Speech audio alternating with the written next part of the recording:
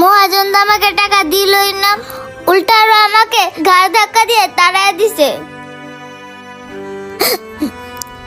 জানেন আঙ্কেল, আবার ছোট ভাইটা না নতুন একটা জামার জন্য অনেক কান্না করতেছিল, আর তাই তো আমি বাধ্য হয়ে অনেক সকালবেলা বের হয়েছি বাঙ্গারের দোকানের জন্য, বাঙ্গারগুলো বিক্রি করে আমার ছোট ভাইটাকে একটা নতুন জামা কিনে দিব বলে।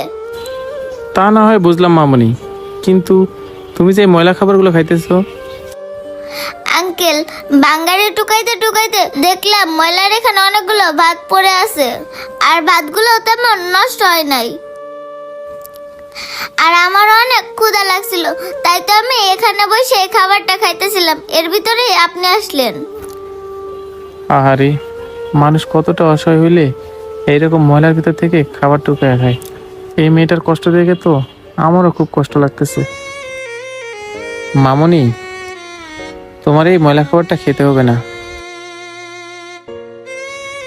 এই নাও, এখানে কিছু টাকা আছে, এই টাকাগুলো রাখো। এই টাকাগুলো দিয়ে খাবার কিনে নিয়ে যাবা, আর তোমার ভাইয়ের জন্য নতুন জামা কিনে নিয়ে যাবা।